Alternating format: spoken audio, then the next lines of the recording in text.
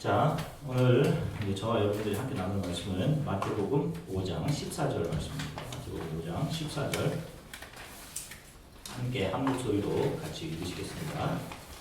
너희는 세상의 빛이라 산중에 있는 동네가 숨겨지지 못할 것이요. 아멘. 요즘 유행하는 문장이 하나 있어요. 한국에서. 어두움은 빛을 이길 수 없다. 라는 문장입니다. 여러분 들어보셨어요?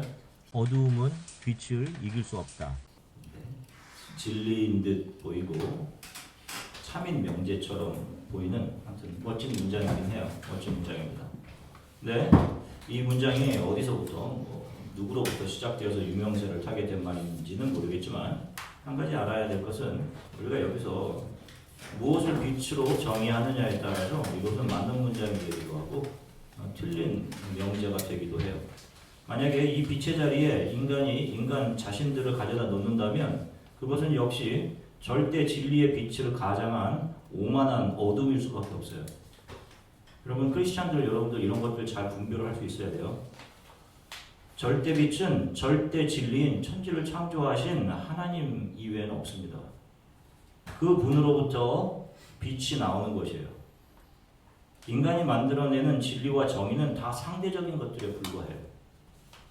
자기 자신을 삶의 가장 우선 위치에 놓을 수밖에 없는 인간은 절대로 변치 않는 진리, 정의, 선을 만들어낼 능력이 없습니다.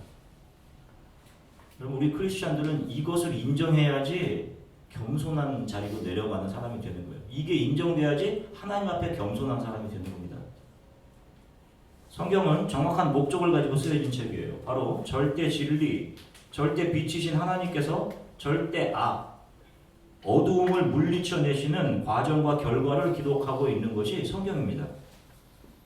그래서 창세기 맨 처음이 어두움과 그 어두움을 뚫고 들어오는 빛을 그려내면서 이 성경을 지어진 목적, 성경이 쓰여진 목적을, 이 구속의 목적을 가시적으로 창세기 맨 처음 부분에서 우리들에게 보여주고 있는 거예요. 그것이 창세기 1장 2절 3절입니다. 함께 한번 읽어볼게요. 창세기 1장 2절부터 3절입니다. 함께 읽으시겠습니다. 땅이 혼돈하고 공허하며 흑암이 깊음 위에 있고 하나님의 영은 수면 위에 운행하시니라. 하나님이 이르시되 빛이 있어라 하시니 빛이 있었고. 아멘. 자 보세요. 성경의 맨 처음은 하나님이 태초에 하나님이 천지를 창조하시니라 라는 창조 명령 이후에 곧바로 혼돈, 공허, 흑암으로 가득 찬 공간을 빛이 뚫고 들어와 채우면서 시작돼요. 왜 성경이 이렇게 시작될까요? 여기에서 무엇인가 성경 전체가 이야기하려는 것을 성경 맨 앞에서 보여주고 있는 겁니다. 자, 이와 마찬가지로 이 악의 세력이 인간들을 유혹해서 하나님을 불순종하게 해서 타락하게 하죠. 그래서 이 땅이 어두움이 지배하는 죄의 영역으로 어두움으로 타락하게 된 것을 빛이신 하나님께서 인간의 모습, 바로 예수 그리스도께서 이 땅에 오셔서 구속을 이루시고 그 구속 안으로 들어온 인간들을 영원한 빛 대신 하나님 앞으로 이끌어 가시는 역사를 그려내고 있는 것이 성경인 거예요. 그게 단순해요. 내용들을 하나하나 살피자면 복잡하지만 이 스토리는 단순하단 말입니다. 그래서 이 역사를 우리가 His story 이렇게 부르는 거예요. 그분의 역사라고 부르는 겁니다. 우리의 역사가 아니라. 성경은 처음부터 예수 그리스도를 통한 하나님의 구속을 주제로 담아내고 있어요. 그래서 창조 첫날 빛의 이야기를 하고 있는 겁니다. 우리가 생각할 때 빛은 태양이나 달이 바라는 거죠. 그죠? 태양으로부터 빛이 오죠. 달이 바라고. 그런데 이런 것이 생기기 이전에 이미 빛이 존재하고 있었던 겁니다. 이 빛을 성경은 예수 그리스도, 하나님 이렇게 이야기해요. 자, 그분을 통해서 발산되는 빛, 바로 생명력이 공허와 어두움으로 가득 찼던 세상을 밝혀가시는 겁니다.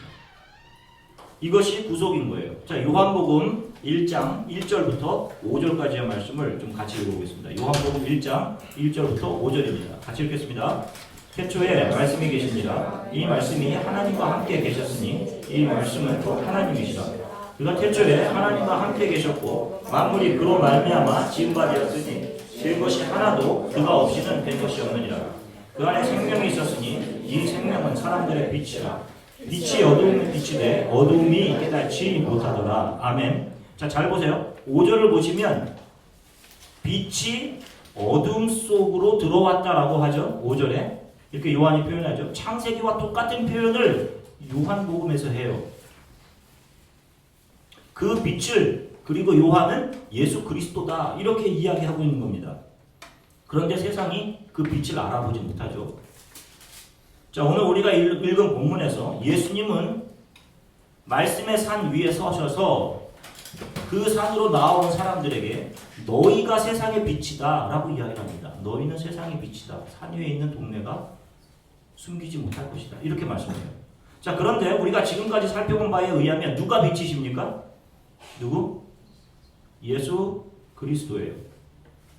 그런데 예수님께서는 말씀을 듣기 위해 산으로 나온 사람들에게 너희가 세상의 빛이다 라고 말씀을 하신단 말이에요. 자, 이것은 도대체 어떤 의미일까요? 아까 우리가 읽은 요한복음 1장 4절을 다시 보겠습니다. 요한복음 1장 4절입니다. 함께 읽을게요. 요한복음 1장 4절. 그 안에 생명이 있었으니 이 생명은 사람들의 빛이라. 아멘. 자, 잘 보세요. 예수 안에 생명이 있었습니다.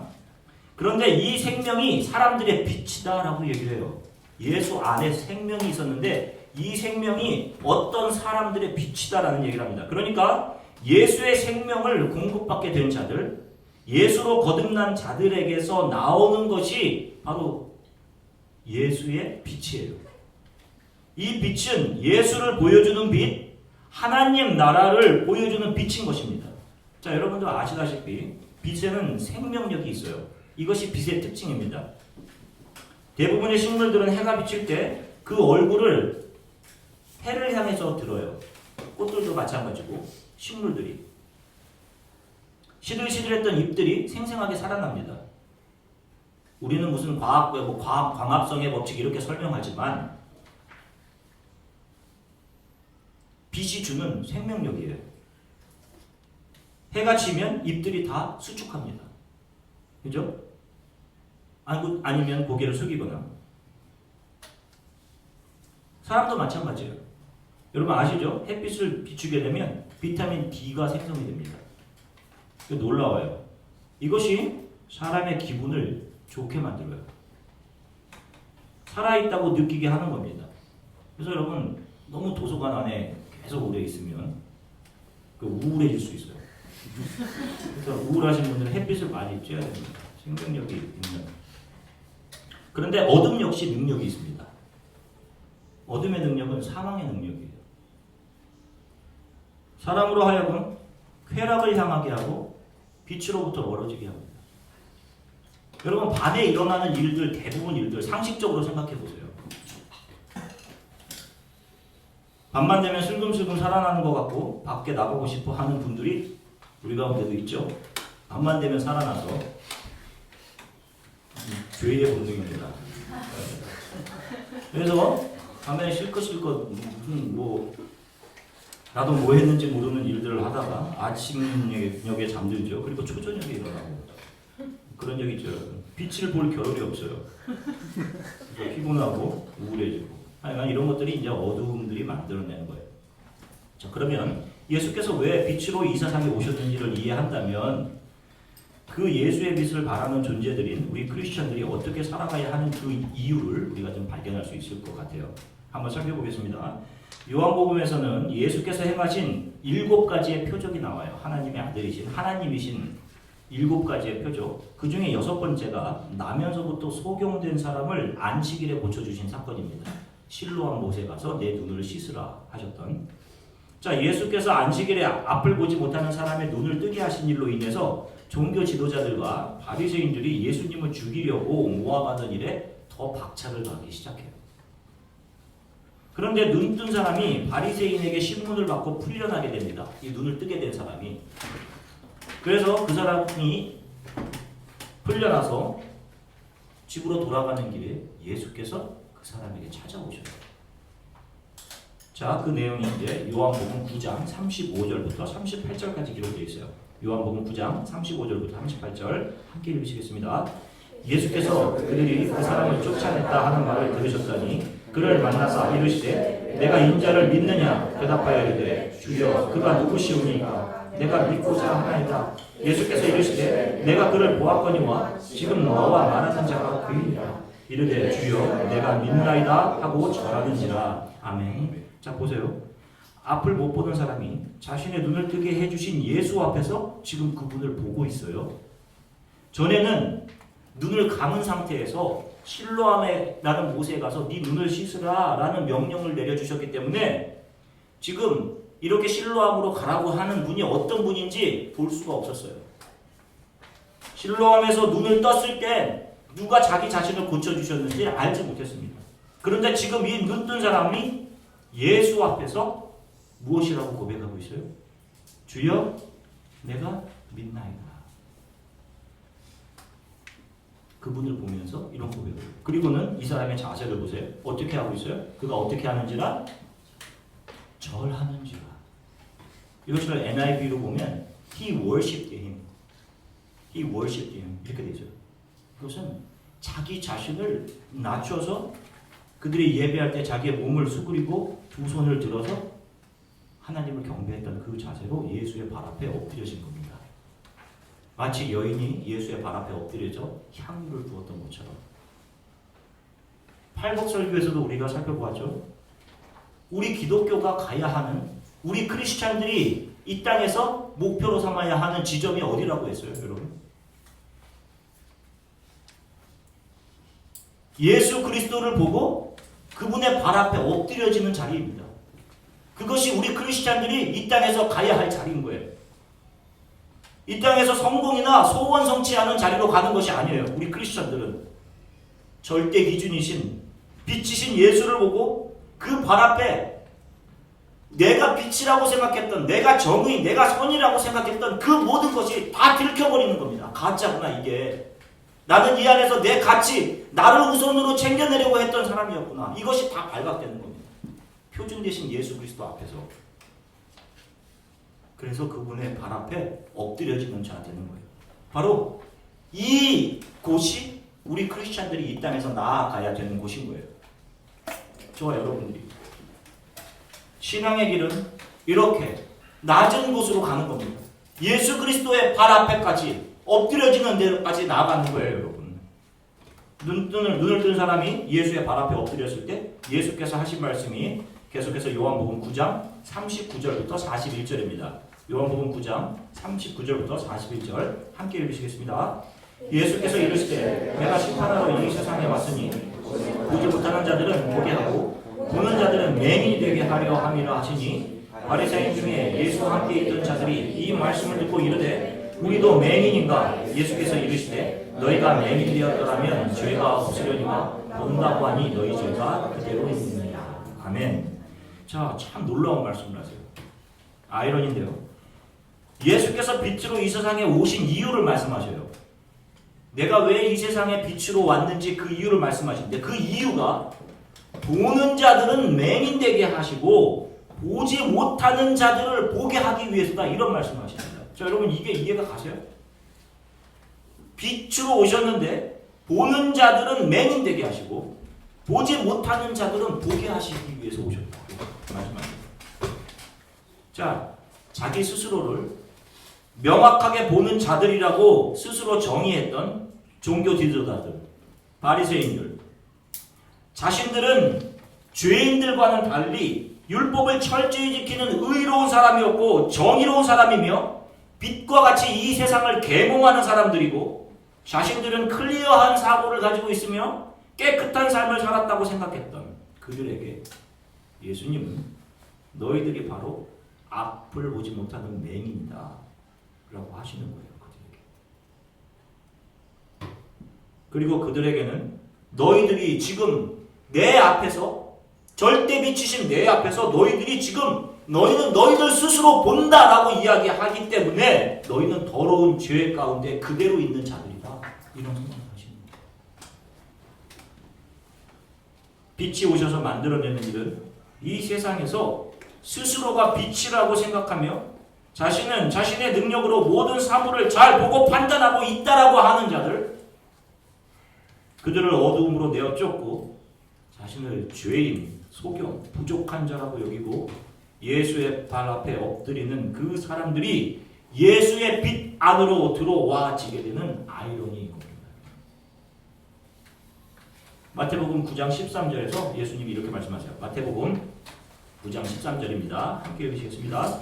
너희는 가서 내가 긍휼을 원하고 제사를 원치 아니하노라 하신 뜻이 무엇인지 배우라. 나는 의인을 부르러 온 것이 아니요 죄인을 부르러 왔노라 하시니라. 아멘. 여러분, 기독교 복음의 핵심 진리가 여기 안에 달려 있어요. 우리가 어떻게 삶을 살아가야 하는지 행동 강령이에요. 이 빛의 정체는 은혜와 진리 그리고 긍휼이에요. 저와 여러분들에게 비춰주신 예수 그리스도의 빛이, 그리고 그 빛에 거하는 자들이 만들어내는 것 역시, 그 삶에서 만들어내는 것 역시 은혜와 사랑과 긍휼입니다. 자신에게 비추어진 무한한 은혜가 그들의 삶에서 배어나는 거예요. 겉과 속이 다른 긍휼이 사라진 형식적인 종교 행위들, 자신들의 기준과 정의로움의 잣대로 다른 사람을 정죄해내는 것, 그런 판단 율법적인 정죄들, 자신들의 열심을 근거로 해서 그것보다 좀 열심히 못하는 사람들을 신앙 없는 사람으로 규정하는 것, 조금 더 교회에서 열심히 내는 사람, 그런 자기 자신이 다른 사람보다 더 정결하고 거룩하다고 생각하는 그 실체들, 그런 사람들이 예수 앞에서 내는 걸 드러나는 거예요. 그리고 그들은 그 빛에 눈이 멀어 더 강팍하게 예수를 거부하고, 결국은 그들이 율법을 가장 잘 알았던 그들이, 율법을 가장 잘 지켰다고 했던 그들이 예수를 십자가에 못 박는 사람들이 되는 거예요. 예수를 죽이는 자로 드러나는 겁니다. 이렇게 빛으로 오신 예수께서 내가 의인을 부르러 온 것이 아니라 죄인을 부르러 왔노라 라고 말씀하시면서 불완전하고 부도덕하고 다듬어지지 않는 죄인들을 안아주시고 그들을 친구로 삼아 그들을 살려주시는 겁니다.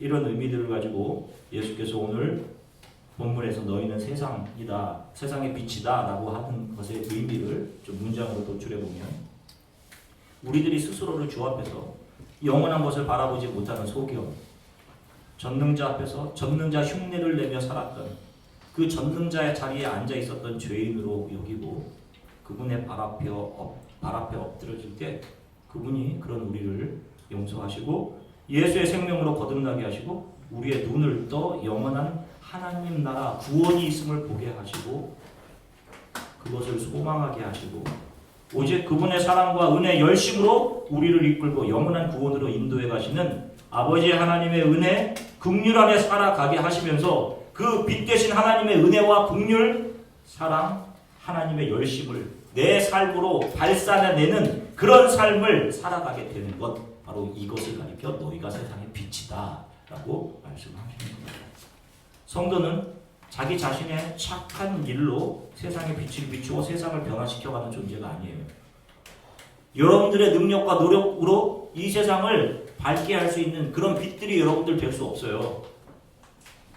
그 존재가 예수의 발 앞에 엎드려져 다 해체되고 예수로 거듭나서 예수 그리스도의 생명의 빛 안에 속하여져서 이 땅에서 그 빛을 반사해내는 자들로 살아가는 겁니다. 2008년인가요? 개봉했던 영화 라디오스타라는 영화가 있습니다. 혹시 보셨나요? 라디오스타라고 하는 영화. 박종훈, 안성기 님이 주연했던 영화죠. 이 영화의 내용은 1988년도 가수왕 출신인 최곤, 박종훈 님이 연기했죠. 20년이 지난 후에도 양수리에서 손님 한두 명 모아놓고 이렇게 통기타를 치면서 노래를 부르죠. 남은 거라고는 자존심만 남아서 살아갑니다. 자기만 아는 망나니의 모습으로 캐릭터가 그러죠. 그런데 그 옆에는 늘 매니저인 박민수, 자기보다 한참 형인 박민수, 안성기 님이 주는 역할을 했어요. 손 하나 까딱하지 않는 최곤을 자기 자신의 삶도 잘 챙기지 못하면서 늘 그의 옆에서 그를 보살펴주고 그의 옆을 지켜줍니다. 한물간 가수에게 남아있는 거는요, 자존심, 히스테리뿐이었어요. 매니저는 그 모든 응석을 다 받아내줍니다. 자기가 돈을 빚내서 먹여 살려주고.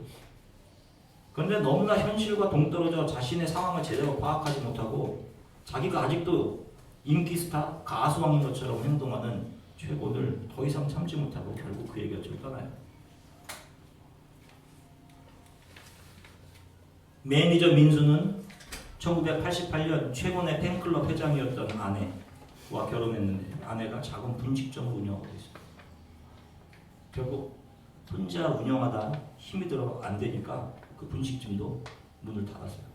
매니저 민수는 아내를 돕기 위해 떠나고 최고는 혼자 남습니다.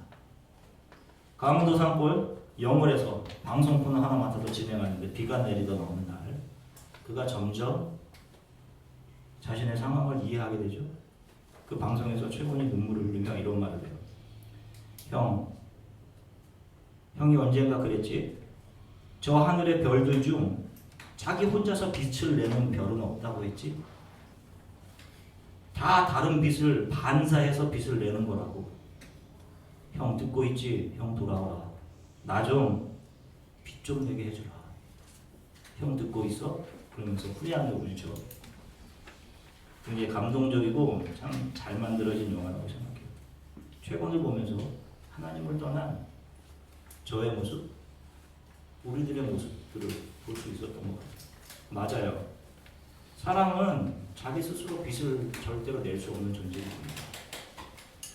우리의 힘으로 잠시 빛나는 것처럼 보여지지만 이내 사람들에게 잊혀지고 나이가 들어가면 외로워지고 결국 불은 꺼지고 어둠 속에서 우리의 인생이 끝나요. 더 무서운 것은 그 뒤에 영원한 어둠이 기다리고 있다는 사실입니다. 예수를 믿는 저와 여러분들은 이 땅의 빛입니다. 그런데 우리의 능력과 힘으로 빛을 내는 자들이 아닌 거예요. 우리는 하늘의 별과 똑같아요. 우리가 하늘의 별과 같이 빛을 발하는 존재가 될 수 있는 것은 예수께서 빛을 우리에게 비추어 주셔서 우리가 그 빛을 그대로 반사해낼 때 우리가 이 세상에 빛이 되는 거예요. 결국 우리는 이 땅에서 우리들에게 주어진 삶 속에서 예수 그리스도만을 세상에 잘 비추고 그분의 사랑의 빛의 전달자로 살다가 하나님 앞에 서게 되는 것입니다. 이것이 오늘 너희는 세상의 빛이다 라고 하는 말씀 안에 담긴 복음이에요. 저와 여러분들이 이러한 삶을 살아갈 수 있게 되기를 주 예수 그리스도의 이름으로 간절히 축원합니다. 기도하겠습니다. 사랑해 주님 참 감사합니다.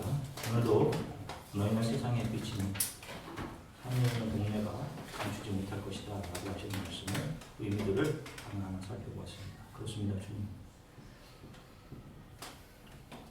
때로는 우리 주위의 사람들이 하나님을 알지 못하는 사람들이 쫓아가는 삶처럼 나도 이 세상에서 무엇인가를 이루고 나도 정말로 멋지게 세상에 나의 이름, 나의 명성을 드러내는 빛으로 살고자 하는 마음들이 우리 안에 있습니다.